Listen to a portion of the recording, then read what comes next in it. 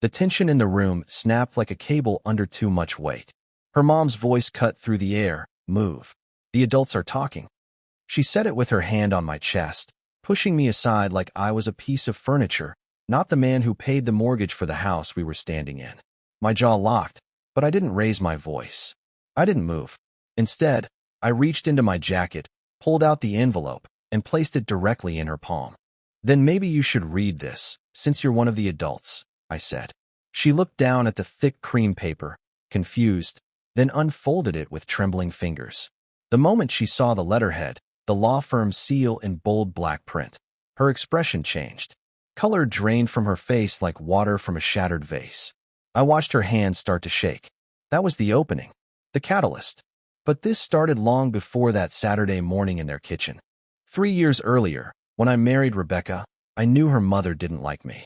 Diane Prescott was the kind of woman who saw money as morality. I wasn't poor, but I wasn't Prescott rich, and to her, that meant I wasn't worthy. I figured time would soften her. I was wrong. From day one, she called me the handyman. Not because I fixed things, but because I once worked construction during college. Every Christmas, every dinner, every passive-aggressive toast came laced with reminders that I lucked out marrying her daughter. Rebecca didn't push back. Not once. In the beginning, I told myself she was just trying to keep the peace. But peace doesn't mean silence. It means boundaries. And Rebecca had none. We lived in a home I bought, 60% down, 40% financed, all in my name. But Diane called it Rebecca's place in front of guests. She'd bring her friends by when we weren't home, give them tours, rearrange the decor without asking.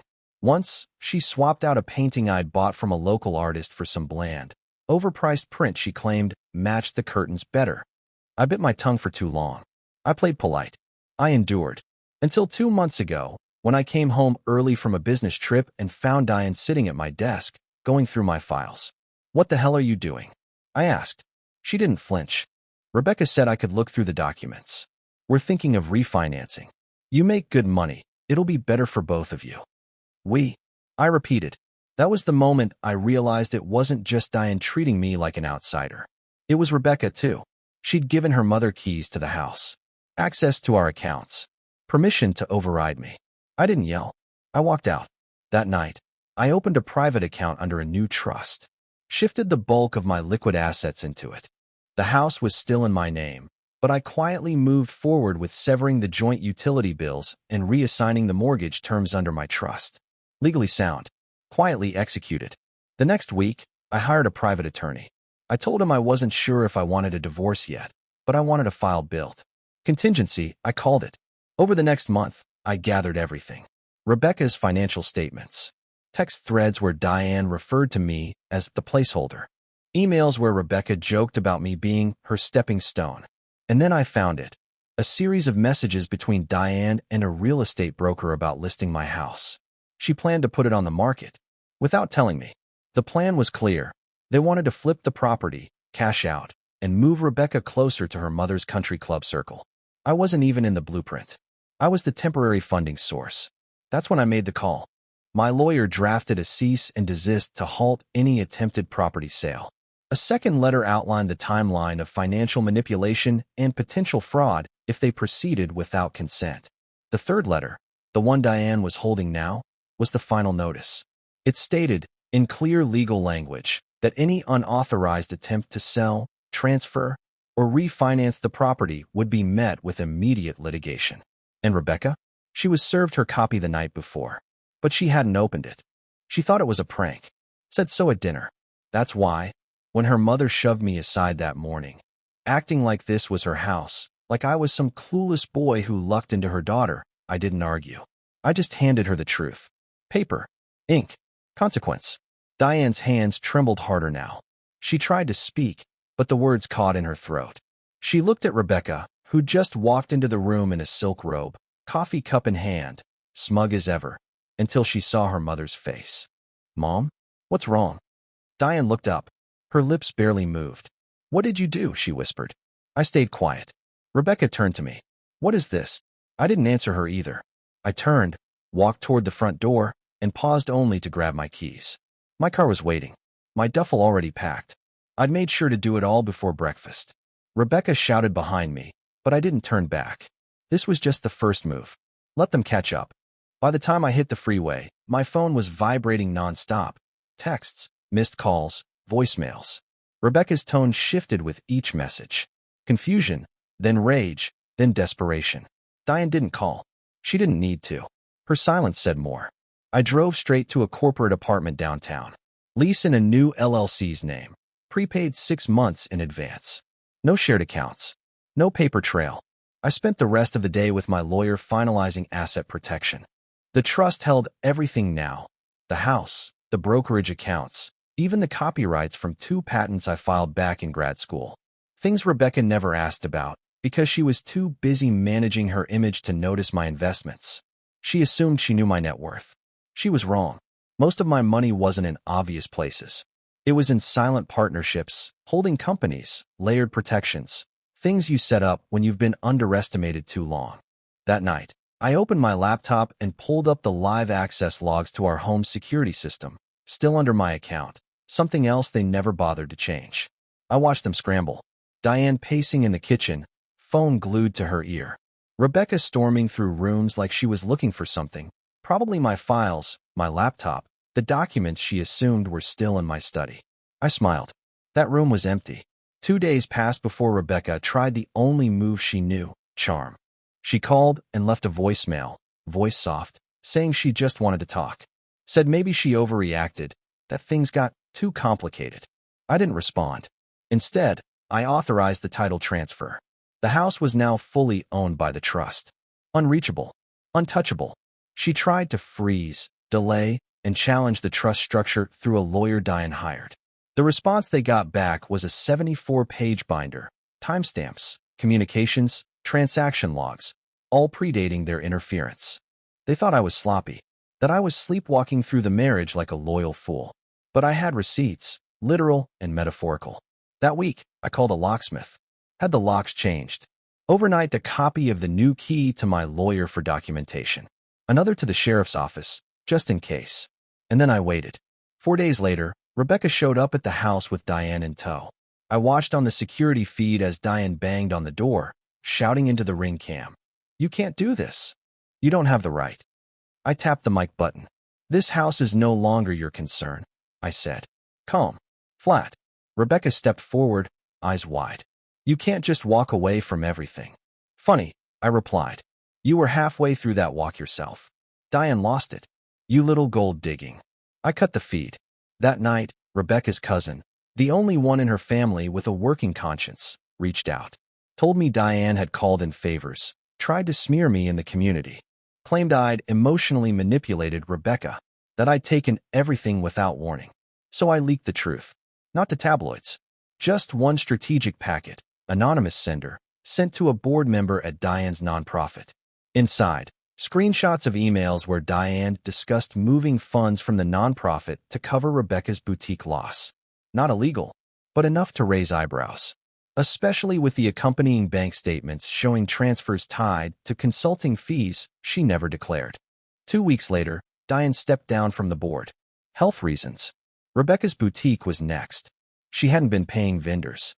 She'd floated her image on loans I guaranteed, leases I co-signed. All of that stopped when I pulled my name. The landlord called in the back rent. The boutique shuttered within a month. Eviction notice taped to the glass. And through it all, I said nothing publicly. No posts. No revenge rant.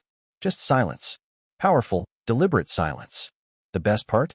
She never saw the final blow coming.